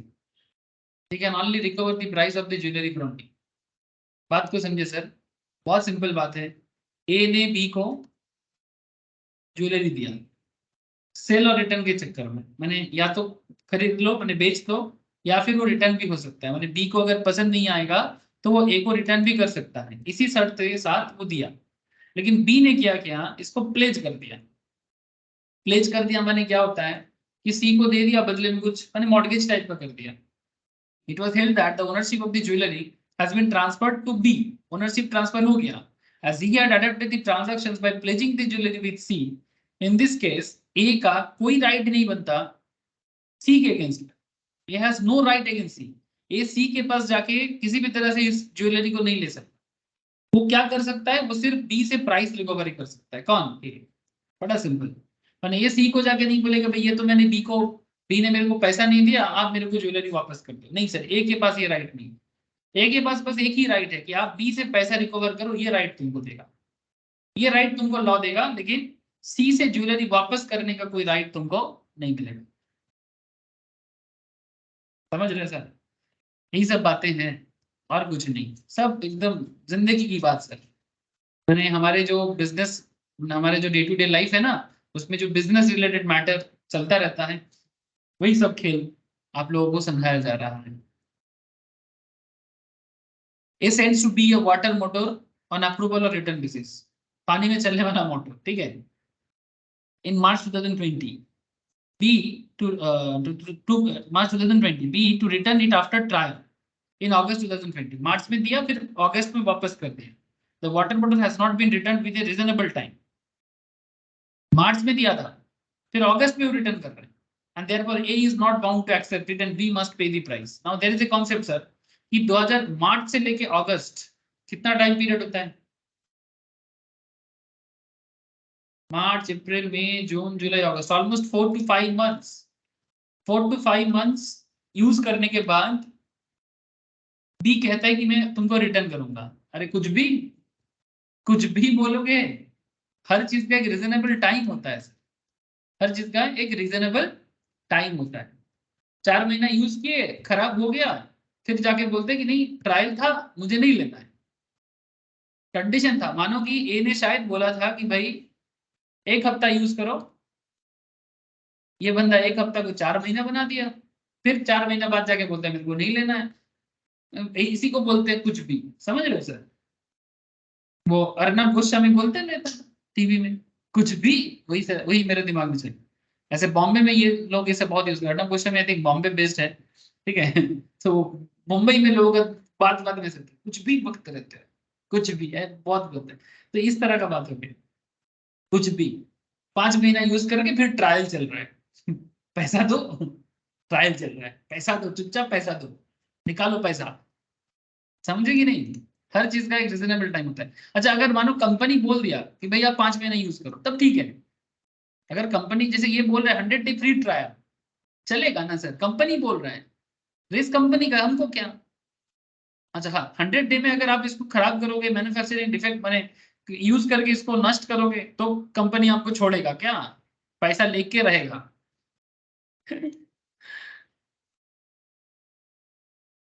मैं आप natural मैंने basically आप उसको खराब करोगे और फिर बोलोगे मुझे नहीं लेना है, तो ऑब्वियसली ये नहीं चलेगा। Sale of for cash only to और return, sale for cash only और रिटर्न, ठीक है, ये अलग बात होगी। A delivered is jewelry to be on sale for cash only or return basis. It was expressly provided in the contract that the jewelry shall remain A's property until the price is paid. जब तक B उसको payment नहीं करेगा तब तक ये property ए का ही है। अगर बी पेमेंट नहीं करता है तो ये वो वापस ले ले। So before the payment of price B place the jewellery with C, payment करने से पहले बी सी को दे दिया, प्लेस कर दिया। It was held that at the time of place the ownership was not transferred to B. जब ये place हो रहा था तब ओनरशिप भी ट्रांसफर नहीं हुआ था, क्योंकि ये पहले ही बोल दिया था कि अगर तुम पेमेंट नहीं करोगे, ओके, तो इसमें मेरा ही अधिकार रहेगा। पेमेंट बी ने किया नहीं, फिर भी वो सी को दे दिया। अब इस बार ना ए के पास राइट है, इस बार ए के पास पूरा राइट है। क्या राइट है? कि वो सी से जाके वो ज्वेलरी लेके आ सकते। ये could recover the jewellery from C, very simple. पहले वाला केस में सेलर ने बायर को राइट दिया था रिटर्न करने का, मतलब अगर तुम पेमेंट ना भी करते हो तुम यूज करो, पेमेंट बाद में कर लेना, ऐसा कंडीशन था। लेकिन वो सेल और कैश ओनली नहीं था। पहले वाला केस था, ये वाला केस क्या है? ये वाला केस सेल और कैश और ओनली रिटर्न, ठीक है। पहले वाला क्या केस था? अप्रूवल बेसिस था, गुड सेल्ड ऑन अप्रूवल और सेल ऑन रिटर्न बेसिस। उस केस में सिचुएशन अलग था, इस केस में सिचुएशन अलग। এই বুঝতে পারছে সবাই? হ্যাঁ রে, মাথায় ঢুকছে তো? हाँ सर। Yes, sir. Yes. हाँ सर। हाँ sir. Thank you sir, thank you. Section 25, reservations of right of disposal. Reservations of right of disposal. माने concept is like that. एक sends furniture to a company by a truck and instruct the driver not to deliver the furniture to the company until the payment is made by the company to him. The property passes only when the payment is made. बड़ा simple सी case. मानो मैं furniture company हूँ, मैं ये product किसी को दे रहा हूँ, पेमेंट अभी तक नहीं हुआ है या तो आधा हुआ है। मानो 2 लाख का टोटल फर्नीचर है, 1 लाख पेमेंट हुआ है और 1 लाख पेंडिंग है। तो मैं ना मेरे कुरियर वाले को बोल के दिया था कि भाई जब तक 1 लाख पेमेंट नहीं करेगा ना पेंडिंग वाला, तब तक डिलीवरी मत करना। तो property passes only when the payment is made. इसी को बोलते हैं डिस्पोज करना, ठीक है। माने आप अपना अधिकार तभी छोड़ना, क्योंकि एक बार मिल जाए तो फिर मुश्किल हो जाएगा। आप तभी छोड़ना जब पेमेंट मेरे पास बैंक में हिट करेगा, आप उसको तब डिलीवरी करना, मैं फोन में बात करूंगा आपके साथ। सिंपल यही चीज बताना चाह रहा है। Reservations of right of disposal. Where there is a contract for the sale of specific goods or where goods are subsequently appropriated to the contract, the seller may, by the terms of the contract or appropriation, reserve the right of disposal of the goods. मतलब मैं delivery करूंगी कि ना करूंगा ये मैं पहले से डिसाइड करूंगा। ये सेलर पहले से डिसाइड कर सकता है कि पूरा पेमेंट नहीं होगा तो मैं आपको डिलीवरी नहीं करूंगा। सेलर के पास ये राइट रहता है, यही बात कर रहे हैं। तो ये हो गया। सबसेक्शन 1 में क्या बोलता है, the property in the goods does not pass to the buyer until the conditions imposed by the seller are fulfilled. जब तक सेलर का कंडीशन फुलफिल नहीं करता है बायर, तब तक सेलर उसको नहीं देगा। सेक्शन सबसेक्शन 2 क्या कहते हैं, वेयर गुड्स आर शिफ्ट, माने मानो गाड़ी के थ्रू से शिफ्ट हो गया, डिलीवर्ड हो गया to railway administration for carriage by railway and by bill of lading और railway receive as the case में B, the goods are deliverable to the order of the seller और his agent, the seller is prima facie deemed to reserve the right of disposal. Subsection 2 में बोला है। And subsection 3 क्या कहते हैं, where the seller of goods draws on the buyer for the price and transmits to the buyer the bills of exchange together with the bill of lading, or as the case may be, the railway receipt to secure acceptance or payment of the bill of exchange. The buyer is bound to return the bill of lading or the railway receipt if he does not honor the bill of exchange.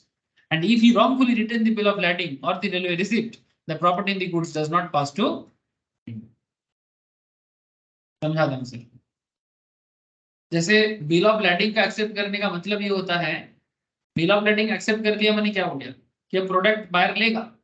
यहाँ पर क्या हो रहा है कि seller of the goods draws on the buyer for the price and transmits to the buyer the bill of exchange. Bill of exchange का आप लोग जानते हो, अकाउंटेंसी में बिल ऑफ एक्सचेंज क्या होता है कि भाई मानो तुम कोई प्रोडक्ट किसी से परचेस कर रहे हो, क्रेडिट में परचेस कर रहे हो, तो बिल ऑफ एक्सचेंज जनरेट करते हो और उस बिल ऑफ एक्सचेंज के थ्रू से आप उनको पेमेंट करते हो। बेसिकली एक तरह का लोन है। बिल ऑफ एक्सचेंज के थ्रू से बेसिकली आप एक तरह का ओवरड्रिफ्ट क्रिएट करते हो। मानो अगर किसी को, मानो आप में से किसी को मार्केट से कुछ प्रोडक्ट परचेस करना है, लेकिन जिनसे आप प्रोडक्ट परचेस करोगे उनको पेमेंट नहीं कर सकता, आपके पास पैसा नहीं है, तो लेकिन आप लोग एक रेगुलर मैटर में बिजनेस करते हो तो एक दूसरे के ऊपर बिल ड्रॉ कर लेते हो। अब मैं बिल्स ऑफ एक्सचेंज में ज्यादा इसलिए बोलना नहीं चाह रहा हूँ क्योंकि आप लोगों को पता है, अगर नहीं पता है ना तो मैम से बिल ऑफ एक्सचेंज का क्लास लेके कर लो, ठीक है, क्योंकि बिल ऑफ एक्सचेंज का क्लास मैं पूरा डिटेल्स में कराते हैं विद जर्नल एंट्रीज, ठीक है, तो मस्ट गो थ्रू सर, वहां पर आपको बिल ऑफ एक्सचेंज का पूरा कॉन्सेप्ट समझाया गया है। तो यहाँ पर मैं आपको सिंपल लॉ में क्या कहते हैं, सबसेक्शन 3 में, where the seller of the goods draws on the buyer for the price, ठीक है, और वो जो प्राइस है वो कैश में नहीं कर रहा है, बिल ऑफ एक्सचेंज के थ्रू से कर रहा है, तो the buyer the bills of exchange together with the bill of lading, साथ में बिल ऑफ लैडिंग भी दे रहा है क्योंकि रेलवे के थ्रू से जा रहा है, तो रेलवे एक बिल ऑफ लैडिंग भी जनरेट करके दी। As the case may be, the railway receipt to secure acceptance or payment of the bills of exchange. ये seller सोच रहा है, the buyer is bound to return the bill of lading or the railway receipt if he does not honor the bill of exchange. अगर वो bill of exchange honor नहीं करता, मैंने payment time पे नहीं करता, तो उनको bill of lading वापस करना पड़ेगा। If he wrongfully return the bill of lading, अगर वो गलती से रख लेता है या फिर railway receipt, the property in the goods does not pass to him. goods transfer ही नहीं होगा उसको, शायद वो रख लिया, कोई दिक्कत नहीं है, ठीक है, रख लिया तो रेस्पॉन्सिबिलिटी अभी भी बना रहेगा, मैंने बायर को अभी भी सेलर को पेमेंट करना पड़ेगा, लेकिन प्रॉपर्टी पास नहीं हुआ, पेमेंट तो करना ही है बायर को। मानो कोलकाता वाले कोई पार्टी है जो बॉम्बे से प्रोडक्ट ऑर्डर कर रहा था ना, अब मुंबई वाले ने क्या किया सर, मुंबई वाले ने प्रोडक्ट को चढ़ा दिया ट्रेन में, पेमेंट अभी बाकी है, पेमेंट के बदले वो बिल ऑफ एक्सचेंज मांग रहा है, तो बिल ऑफ एक्सचेंज का डिटेल्स मुंबई वाले को मेल करना होगा, उसके तहत मुंबई वाला क्या करेगा, वो बिल ऑफ एक्सचेंज को लेके बैंक में जाएगा और उसको डिस्काउंट करेगा, मतलब पेमेंट बैंक से उठाएगा। लेकिन इसने क्या किया, बिल ऑफ एक्सचेंज को भी एक्सेप्ट किया, बिल ऑफ लैडिंग को भी एक्सेप्ट किया, लेकिन अगर एक्सेप्ट करने के बाद भी पेमेंट, मतलब मानो अगर वो रिटर्न करना चाहता है तो बिल ऑफ एक्सचेंज को एक्सेप्ट नहीं करना चाहिए और रेलवे रिसीप्ट को भी रिसीव नहीं करना चाहिए, माने ये जो बिल ऑफ लैडिंग, तब प्रोडक्ट क्या हो जाएगा, मुंबई वाले का प्रोडक्ट मुंबई वाले का ही रह जाएगा। लेकिन अगर एक्सेप्ट कर लिया तो पेमेंट करना है, लेकिन सेलर के पास अभी भी राइट रहेगा, वो प्रोडक्ट पास तभी करेगा जब तक बिल ऑफ एक्सचेंज एक्सेप्ट होगा और बिल ऑफ लैडिंग एक्सेप्ट होगा। सिंपल बात है, सिंपल बात है। माने बिल ऑफ एक्सचेंज क्या होता है, ये एक्चुअली अकाउंट्स का मैटर आ जा रहा है, इसलिए मैं थोड़ा सा रोक रहा था कि अगर आप पेमेंट अभी नहीं कर पा रहे हो ना, तो बैंक के थ्रू से सेलर को पेमेंट चला जाता है और आपको बाद में 3 महीना 3 दिन का स्टैंडर्ड रूल होता है, 3 महीना 3 दिन बाद बायर को पेमेंट करना होता है। यही बात है सर, आप लोग किए हो ना सर बिल ऑफ एक्सचेंज, अरे सब लोग बिल ऑफ एक्सचेंज का क्लास किए होंगे, नहीं किए? हाँ सर किए sir. Thank you yes sir. तब तो समझ ही गए होंगे। हाँ सर।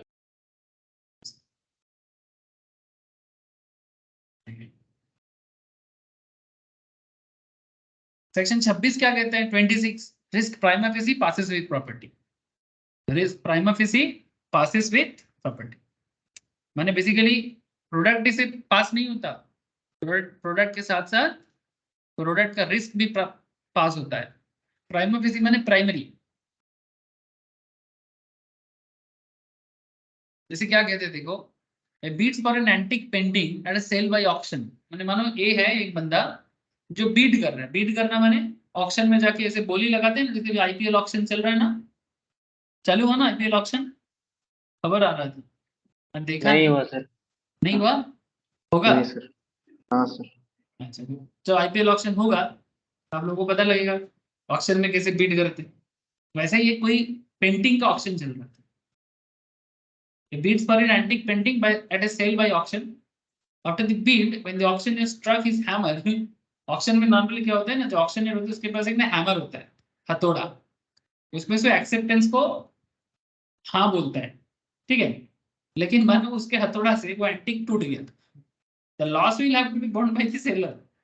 जिसका प्रोडक्ट है वो लॉस उसको भुगतना है, बिडर का नहीं, because the ownership of goods has not yet passed from the seller to the buyer.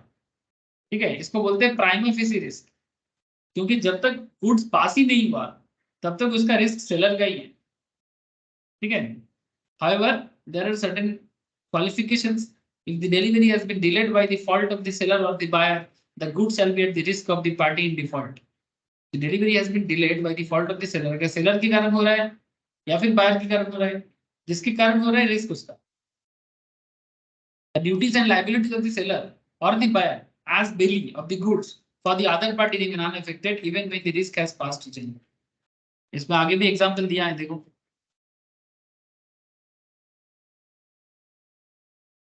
ये contracted to sell 100 bales of cotton. Cotton का रोल होता है, कपड़ा कंपनी लेते हैं सर। ये contracted to sell 100 bales of cotton to be delivered in February. We took the delivery of the part of the cotton but made a default in accepting the remaining bells. उन्हें आधा लिया, आधा accept नहीं किया। Consequently, the cotton becomes unfit for use, है ना। कुछ लिया कुछ नहीं लिया तो फिर पूरा यूज तो नहीं कर पाएगा ना। The loss will be have to borne by the buyer. इस केस में लॉस किसको भरना है सर? लॉस बायर को भरना। The loss will have to borne by the buyer. It should, however, be remembered that the general rule shall not affect the duties or liabilities. ये चीज का ख्याल रखना पड़ेगा कि the general rule shall not affect the duties or liabilities of either seller or buyer. हर चीज का general rule होता है एज ए बेली, मतलब जब तक गिफ्ट गुड्स जिसके पास है उसका रिस्पॉन्सिबिलिटी उसको ठीक रखना, even when the risk has passed. हो सकता है कि रिस्क पास हो गया पर फिर भी एक जनरल ड्यूटी होता है ना कि भाई अगर किसी का सामान मेरे पास पड़ा हुआ है तो उसका थोड़ा सा ठीक ठाक तो रखना है उसको, है ना। नहीं है कि नहीं तो मैं तो बिक दिया, सेल तो हो गया, मेरे तरफ से तो काम हो गया, मेरे को क्या, जिसका जाएगा उसका जाएगा। ऐसे जो ये जो एटीट्यूड है ना, ये खतरनाक एटीट्यूड है। ठीक है, ऐसा नहीं करते। तो सेक्शन 26 इसी बात को करते हैं सर कि prima facie passes with risk passes with ownership, but basic duty को नहीं भूलना चाहिए। ठीक है, बेसिक ड्यूटी को नहीं भूलना चाहिए। सर आगे 27 से 29 में transfer of title by non owners के बारे में बोला गया है। एक काम करूंगा सर, इसको मैं नेक्स्ट क्लास में चर्चा करता हूँ या फिर इसको ना मैं एक्स्ट्रा क्लास रखूंगा। ठीक है, उसी में मैं इसके बाकी मैटर में बात करूंगा और एक अनपेड सेलर का कॉन्सेप्ट है, एक साथ चर्चा करके ये टॉपिक कंप्लीट करूंगा। ठीक है, तो आज मैं इतना ही रखता हूँ। आप लोग घर पे प्लीज कंप्लीट कर लो कॉन्सेप्ट को। कोई डाउट है मुझे पूछो। जो टॉपिक मैंने थोड़ा बताया नहीं वो मैं नेक्स्ट दिन आपको ऑफलाइन में बता दूंगा।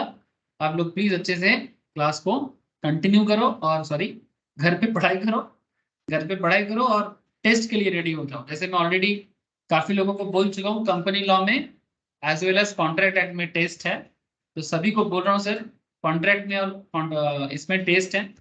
जिन लोगों को मैंने अकाउंट्स टेस्ट के लिए बोला, जैसे फाउंडेशन स्टूडेंट्स के लिए मैंने बोला ये अकाउंट्स टेस्ट कल नहीं होगा, वो परसों होगा। और लॉ का टेस्ट नॉर्मली मैं बुधवार को रखा था, कॉन्ट्रैक्ट एंड कंपनी लॉ का, as well as CMA inter का भी रहेगा। वो मैं बाद में बताता हूँ सर, क्योंकि बुधवार एक्चुअली लॉ था।